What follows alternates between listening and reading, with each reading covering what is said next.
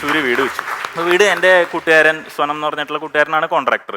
ഇപ്പം തറക്കല്ലിടലിൻ്റെ സമയത്ത് അവൻ പറഞ്ഞു, അവൻ്റെ ഒപ്പം ഒരു പയ്യുണ്ട് ഷജിൽ എന്ന് പറഞ്ഞു, ഷജിലിനോട് പറഞ്ഞു ആ തറക്കല്ലിടുമ്പോൾ നീ വീഡിയോ എടുക്കണം, എന്നിട്ട് ദൈവത്തിൻ്റെ വല്ല ഭജനപ്പാട്ടും വെച്ചിട്ട് ഇൻസ്റ്റാഗ്രാമിൽ ഇട്ടോന്ന്. അപ്പം എൻ്റെ അനിയൻ തറക്കല്ല് വെക്കുന്നു, അവൻ വീഡിയോ എടുത്തു ഇട്ടു ഭജനപ്പാട്ട്. ഭജിക്കാൻ വാ ഒത്തു ചൊല്ലാം ദൈവമൊഴി, ഇത്രയിൽ നിർത്തിയില്ല അവൻ. അവസാനം വിശ്രമിക്കാൻ മണ്ണിനടി, നിങ്ങൾക്ക് ആദരാഞ്ജലി നേരട്ടെ ടു ടു ടു ടു ടു. ഇതായിരുന്നു അവൻ്റെ അവസ്ഥ.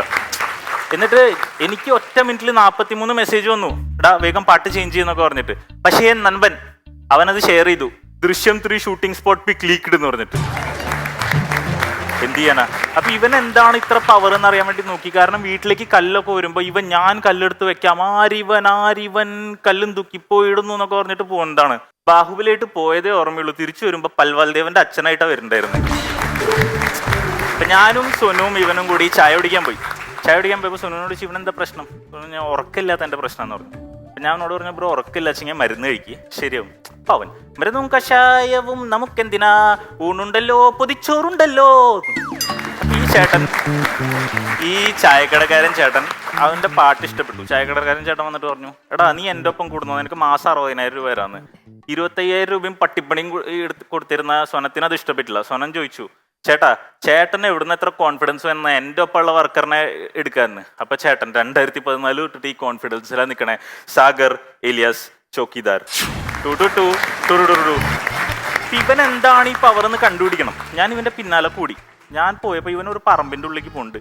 ഇവനും കുറെ കൂട്ടുകാരും കൂടി ഇരിക്കുന്നുണ്ട്. അവരെന്തൊക്കെയോ ഇങ്ങനെ ചുരുട്ടി വലിക്കുന്നുണ്ട്. ഒറ്റ മിനിറ്റ്. പുകയില ഉൽപ്പന്നങ്ങളും ആരോഗ്യത്തിന് ഹാനികരം. ഇനി എന്ത് പറഞ്ഞു? ഓക്കെ, അപ്പൊ ഇവരൊക്കെ ചുറ്റി എന്തോ വലിക്കുന്നുണ്ട്, ഭയങ്കര വലിയാണ്. അപ്പൊ അതിൽ നടുക്കിൽ നമുക്ക് ബിസിനസ് തുടങ്ങണം, ഇങ്ങനെ നിന്നാൽ ശരിയാവില്ല, പിച്ച് യുവർ സെൽഫ്. അപ്പൊ ഒരുത്തൻ പറഞ്ഞു, നമുക്ക് 3 കാറ്റഗറിയിലുള്ള ആൾക്കാരെ ടാർഗറ്റ് ചെയ്യാം.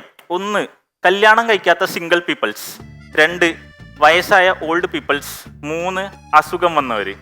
അപ്പോ നൈസ് ഐഡിയ. ഇപ്പൊ എന്ത് ചെയ്യണം?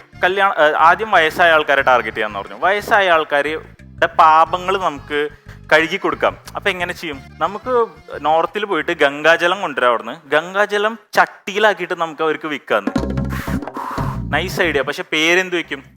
ചട്ടി ബിരിയാണിയുടെയും ചട്ടി പൊറോട്ടയുടെയും യുഗം കഴിഞ്ഞു, ഇനി അവന്റെ വരവാണ്, ചട്ടി ഗംഗാജലം. Okay, nice idea. അടുത്തത് വരട്ടെ. അപ്പൊ അടുത്തത് പറഞ്ഞ്, ഇനി നമുക്ക് കല്യാണം കഴിയാത്ത ആൾക്കാർക്ക് വേണ്ടിയിട്ട് മാട്രിമോണി സൈറ്റ് ബിൽഡ് ചെയ്യാം. അസത്യഭാമ matrimony.com ഓൺലി ഫോർ മോഹിനീസ് ആൻഡ് മോഹനൻസ്.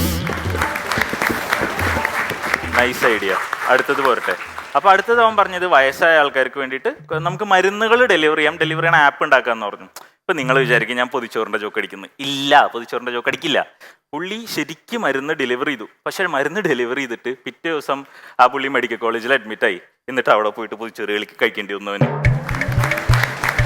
അപ്പൊ ഞാൻ എൻ്റെ എന്താ പറയുക, ഹൗസിന്റെ കൺസ്ട്രക്ഷനായിട്ട് ഭയങ്കര ടെൻഷനിലായിരുന്നു. അതുകൊണ്ട് ഞാൻ ഈ ഇടയായിട്ട് സിനിമ ഒരുപാട് കാണാൻ തുടങ്ങി. ഈ ഇടയ്ക്ക് ഒരു സിനിമ കാണാൻ പോയി. എനിക്ക് എൻ്റെ ക്ലൈമാക്സ് ഒന്നും മനസ്സിലായില്ല.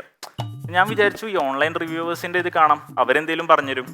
കണ്ടേ പൊരുത്തം പറയാം, ക്ലൈമാക്സ് നിങ്ങൾ ഊഹിച്ചെടുക്കണം. അത് ഡയറക്ടേഴ്സ് ബ്രില്യൻസ് ആണെന്ന്. പക്ഷെ ഇതിലെവിടെയാ ഡയറക്ടർ ബ്രില്യൻസ്? ഞാൻ ഊഹിച്ചെടുക്കണമെങ്കിൽ അത് എൻ്റെ ബ്രില്യൻസ് അല്ലേ? എനിക്കൊരു കാര്യം മനസ്സിലായി, അവനൊന്നും മനസ്സിലായിട്ടില്ല എന്നുള്ളത്.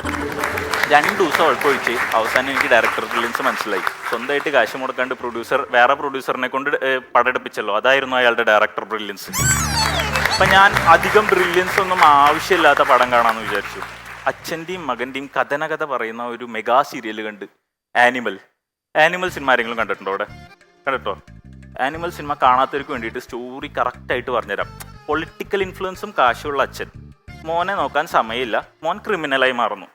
അപ്പോൾ the moral of the story is, political ഇൻഫ്ലുവൻസും കാശുള്ള ഒരാളാണ് നിങ്ങളെങ്കിൽ, നിങ്ങൾക്ക് മക്കളെ നോക്കാൻ സമയമില്ലെങ്കിൽ അവർക്ക് ബാംഗ്ലൂർ ഒരു IT കമ്പനി ഇട്ട് കൊടുക്കൂ. എന്നിട്ട് മാസം 1.25 കോടി ഇട്ട് കൊടുത്താൽ മതി. കാശ് എണ്ണി തീർത്താലും പുള്ളി ക്രിമിനൽ ആവില്ല. പക്ഷേ ഇങ്ങനത്തെ പിള്ളേരൊക്കെ ഭയങ്കര മണ്ടന്മാരായിരിക്കും. അപ്പോൾ അവർക്ക് നിങ്ങൾ ക്യാഷ് കൊടുക്കുമ്പോൾ നല്ല വൃത്തിയുള്ള നോട്ട്സ് കൊടുക്കണം.